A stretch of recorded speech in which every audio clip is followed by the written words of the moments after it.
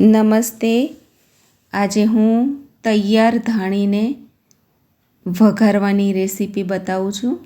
તો સૌ પ્રથમ તો મેં જે તૈયાર ધાણી છે એને સરસ ઘઉંના ચારણામાં ચાળી લીધી છે અને જાડા તળિયાની કઢાઈ આપણે પસંદ કરવાની છે. એમાં મેં તેલ નાખી લીધું છે અને તેલમાં 1 ચમચી હિંગ, 1 ચમચી હળદર બંને નાખી અને સરસ મિક્સ કરી લેવાનું છે. અને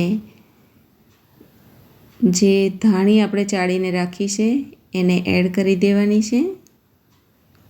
તો આ રીતે સતત આપણે જે પોપકોર્ન છે, ધાણી છે, એને હલાવતા રહેવાનું છે.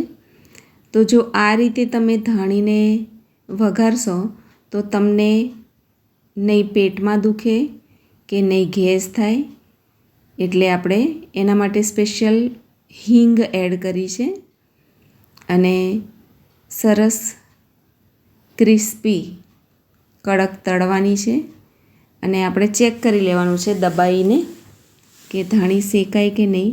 અને મેં આ ધાણી થોડીવાર તાપમાં પણ તપાઈ અને લીધેલી છે એટલે એને ક્રિસ્પી થતાં વાર ના લાગે.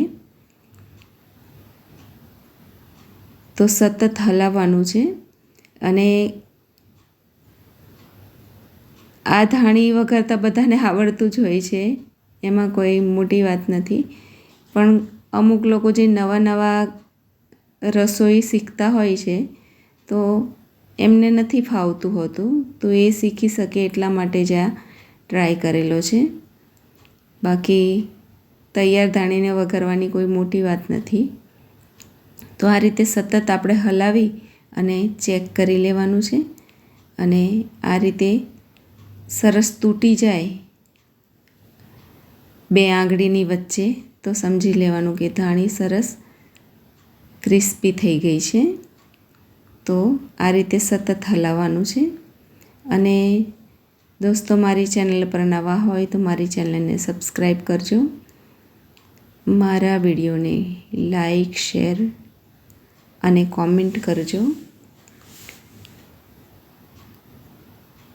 તો આ ધાણી એટલી ટેસ્ટી બને છે કે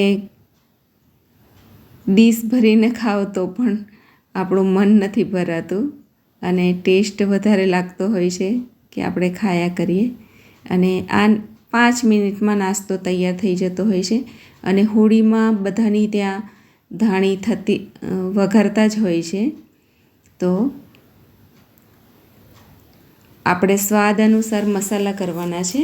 મસાલા ધાણી તો એમાં મેં 1 ચમચી મરચું નાખી દીધું છે, 1 ચમચી દળેલી ખાંડ બુરું.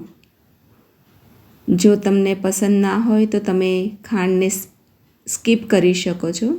એટલે મેં દળેલી ખાંડ નાખી છે. તમે ચાહો તો આમાં ગરમ મસાલો પણ નાખી શકો છો. અને મીઠું અંદર હોય જ છે, છતાંય થોડુંક મીઠું એડ કરવાની જરૂર પડે